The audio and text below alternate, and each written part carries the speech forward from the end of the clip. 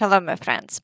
Today we have to start with the fact that Trump is promising to launch a new war. The United States want to reclaim oil rights in Venezuela that were taken away from Washington. Yeah, what was that? Getting land, oil rights, whatever we had. They took it away because we had a president that maybe wasn't watching, but they're not going to do that. We want it back. They took our oil rights. We had a lot of oil there. As you know, they threw our companies out, and we want it back. It's also been reported that at 4 a.m. Kyiv time, Trump promised to make a statement announcing the start of a military operation. Journalists had previously warned about it. Is Trump going to start a war in Venezuela? I don't know. I don't know when this program airs. The one that we're on right now. This thing's maybe live. We're live now, and then Okay. it'll be posted immediately. So So now, my sense is, I don't know the answer. I've certainly been on the phone a lot about it. I have no power. I'm a podcaster, but I'm very interested. And so here's what I know so far, which is that members of Congress were briefed yesterday that a war is coming, and it'll be announced in the address to the nation tonight at 9 o'clock by the president. Who knows, by the way, if that will actually happen? I don't know. And I never want to overstate what I know, which is pretty limited in general. But a member of Congress told me that this morning. This is a very bad sign because Trump is effectively showing the entire world that whoever is strongest gets to indicate the rules. And for Putin, this is yet another green light to move forward with the occupation of Ukraine. Now, let's return to the situation in Ukraine. I think everyone remembers Putin's statement yesterday where he said that if Ukraine refuses to give up its territories through diplomatic means, Russia will seize them by military force. If the opposing country refuses to engage in substantive talks, Russia will achieve the liberation of its historical lands by military means. Zelensky commented on this statement as well. Today we heard yet another signal from Moscow that they are preparing the next year to be a year of war. These signals are not only for us, it is important that our partners see them as well. And it is important that they not only see them, but also respond. This applies in particular to partners in the United States of America, who often say that Russia supposedly wants to end the war. But completely different rhetoric and different signals are coming from Russia, including official orders to their army. We must see this mood in Russia and respond to it. And when they are in such a mood, they will also undermine diplomacy. And then other countries in Europe may follow, countries that someone in Russia might one day call their so-called historical lands. Financial decisions are needed, political decisions are needed, including decisions regarding Russian assets, and courage is needed from all of our partners. Accordingly, everyone understands that Zelensky doesn't agree to give up Donbass. Putin is openly saying that in this case he will seize everything by military force. Zelensky has previously stated that there is hope that the United States will supply weapons to Ukraine as security guarantees since Putin is not stopping. Therefore, in any case, the war will continue, and for now there are no real prospects for ending the war, not even in 2026. It's also very important to note that the war in Ukraine appears to be only the beginning. Yesterday we heard Putin state that preparations for a war with NATO continues. That the preparations for the war with NATO countries are underway on both sides. And Merz, for his part, said that this war is already happening. Russia attacks us every day through drones, killings, sabotage, espionage, cyber attacks, and targeted disinformation, said the German chancellor. However, the response to these attacks is still clearly not proportional. And it's impossible not to recall the Czech president and his striking interview in which he said that the West is now confidently repeating the mistakes that once led the continent to catastrophe. Europe is once again pretending not to hear the echoes of 1939. Thus, across Europe, there are already growing calls to prepare for a war against Russia. It's also been reported that Poland has already begun mining its borders with Russia and Belarus. Poland has mined its borders and has started building large-scale fortifications along the border with Belarus and Russian Federation. But all of this doesn't cancel the war in Ukraine. Fighting on the front line continues. So let's move to the situation in the Kostiantynivka direction. Here, the Russians are increasing their activity, carrying out more than 20 assault attacks per day and trying to advance toward the outskirts of Kostiantynivka, near Ivanopillia. They assaulting Pleshiivka. They're also advancing from Yablonivka toward the village of Berestok and pushing across the fields from the Rusin area. However, for now, the Ukrainian forces are still managing to hold the defense, and there have been no major breakthroughs by Russian forces here. In the Dobropillia direction, the Russians are assaulting Sofiivka, the villages of Vilne, Nove Shahove, Ivanivka, Dorozhny, and Suvorova. As we can see, Russian activity here is also increasing. They are likewise trying to advance in columns of armored vehicles, but the Ukrainian forces are destroying them, and so far there have been no changes on the ground. In the Pokrovsk direction, the Russians are assaulting Rodinsk and Myrnohrad, with fighting ongoing for Rivne and Pokrovsk. They are also attacking Hryshine and pushing toward Serhiivka. The intensity of offensive actions is extremely high. Over the past 24 hours, 82 attacks were reported, which is a very high number. Today, Ukrainian forces soldiers report that the situation in Myrnohrad is catastrophic. Myrnohrad direction. The situation here has sharply deteriorated. It wasn't possible to secure positions and expand the gray zone for very clear reasons. When a unit is pressed from all sides without proper maneuvering options and with exposed flanks, the risk of being hit from the rear becomes critical. As a result, on the southeastern flank, some of our fighters were either captured or unfortunately killed. The situation collapsed very quickly. In the settlement of Svitle, the Russians have also begun to press harder. Alarming information is coming in that the Russians are disguising themselves in our uniforms, using the same colored tape as ours, and trying to gain trust. There have already been cases where two such disguised soldiers called our troops over and killed them on the spot. Therefore, for everyone operating or moving in this direction, maximum caution is required. Check everything suspicious and don't automatically trust even outward signs.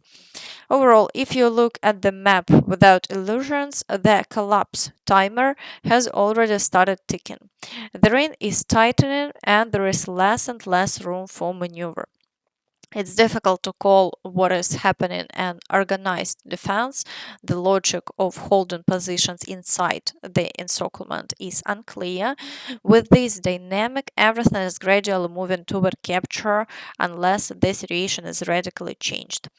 The situation is heavy, tense, and dangerous. This is no longer about heroism, but about survival. As we can see, even Ukrainian soldiers on their own maps are already showing what appears to be a complete encirclement. However, according to official data, there is no encirclement at this time. Now let's move to the Novopavlivka direction. Unfortunately, Russian advances have been confirmed here, along with the capture of the village of Dachne.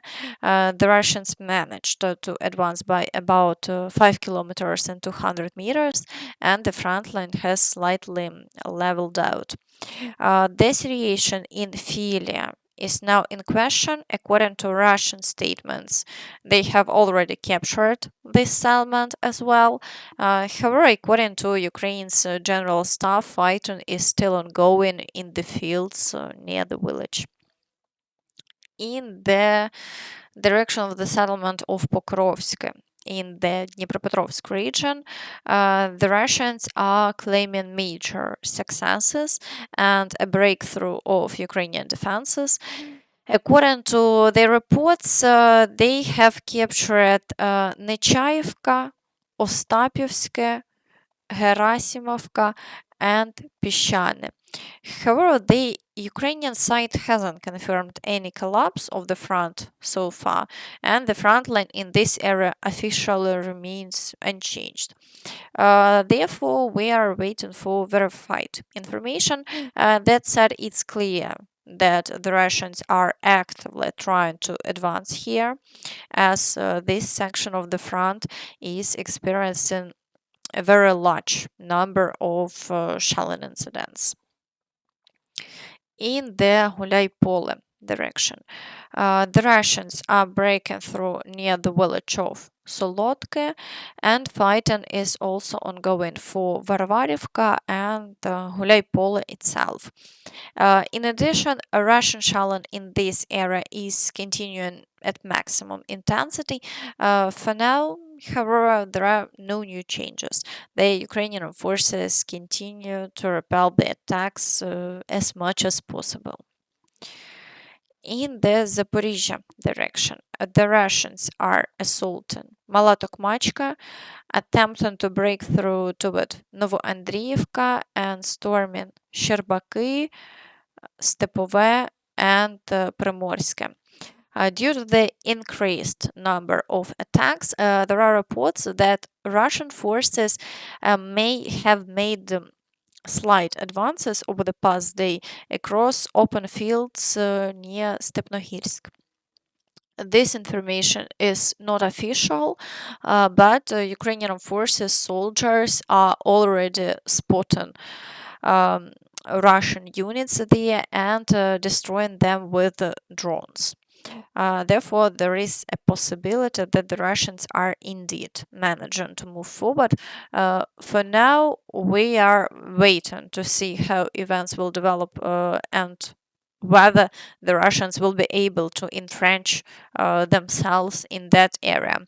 In any case, the situation remains tense. The Russians have brought additional reserves into this sector, and the intensity of offensive actions has increased.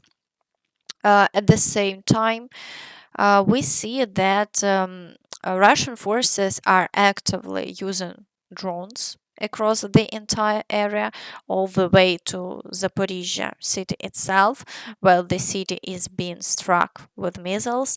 Yesterday, an airstrike hit a residential building during the day, so the situation in Zaporizhzhia has seriously deteriorated.